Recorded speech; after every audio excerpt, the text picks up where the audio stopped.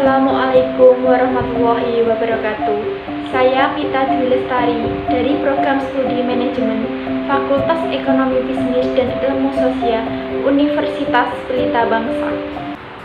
Untuk memenuhi tugas pertama saya di mata kuliah praktikum statistik, di sini saya akan menjelaskan pengertian statistika deskriptif dan statistika inferensial, perbedaan variabel kualitatif dan variabel kuantitatif, perbedaan variabel diskrit dan variabel kontinu, perbedaan tipe data seperti nominal, ordinal, interval, dan rasio.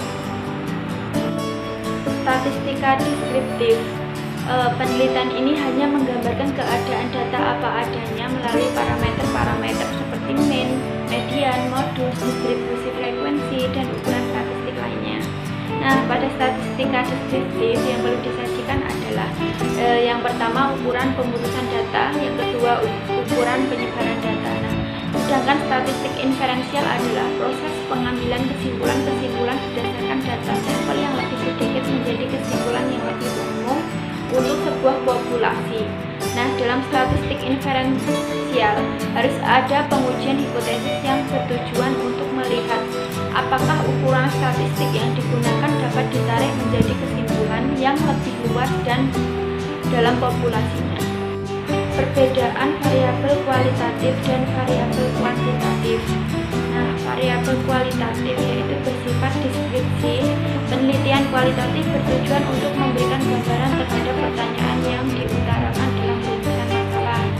Instrumen yang digunakan adalah peneliti harus terjun langsung dalam penelitian agar dapat melihat dan merasakan fakta yang ada. Lebih baik terpaku pada satu penelitian objek, lebih berorientasi terhadap proses penelitian. Contoh data kualitatif yaitu orang Inggris lebih tinggi daripada orang Indonesia. Kalimat ini menunjukkan kualitas tinggi badan, namun kita tidak mengetahui berapa tinggi badan orang Inggris dan tinggi badan orang Indonesia. Sedangkan variabel kuantitatif yaitu bersifat deskriptif hanyalah menjadi pelengkap data utama yang berbentuk angka. Penelitian kuantitatif bertujuan untuk menjawab singkat pertanyaan dalam rumusan masalah. Instrumen yang biasa digunakan yaitu angket konvensional atau instrumen yang lain. Bisa lebih dari satu objek, lebih berorientasi terhadap hasil penelitian. Contohnya yaitu harga BBM naik ke angka Rp11.000. Angkanya jelas yaitu naik menjadi Rp11.000. Perbedaan variabel diskrit dan variabel kontinu. Variabel diskrit adalah jenis variabel statistik yang hanya dapat mengasumsikan jumlah tetap dari nilai yang berbeda dan tidak memiliki urutan bawaan. Contoh variabel diskrit yaitu jumlah kesalahan percetakan dalam sebuah buku, jumlah kecelakaan di jalan di New Delhi, jumlah saudara kandung seorang individu. Sedangkan variabel kontinu adalah variabel yang didefinisikan atas suatu interval nilai yang berarti bahwa variabel tersebut dapat mengandalkan nilai apapun di antara nilai minimum dan maksimum.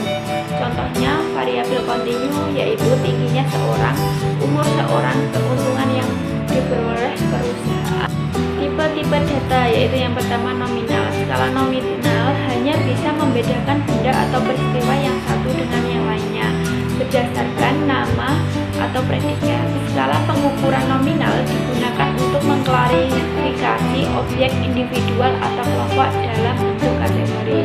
Nah, untuk ordinal sendiri, skala ordinal ini lebih tinggi daripada skala nominal dan sering juga disebut dengan skala peringkat.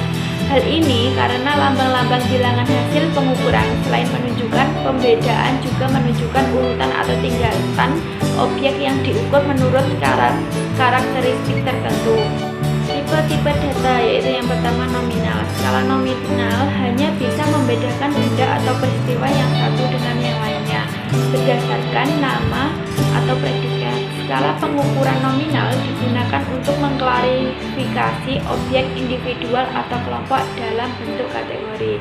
Nah, untuk ordinal sendiri, skala ordinal ini lebih tinggi daripada skala nominal dan sering juga disebut dengan skala peringkat. Hal ini karena lambang-lambang bilangan hasil pengukuran selain menunjukkan pembedaan juga menunjukkan urutan atau tingkatan objek yang diukur menurut karakteristik tertentu. Yang ketiga yaitu interval.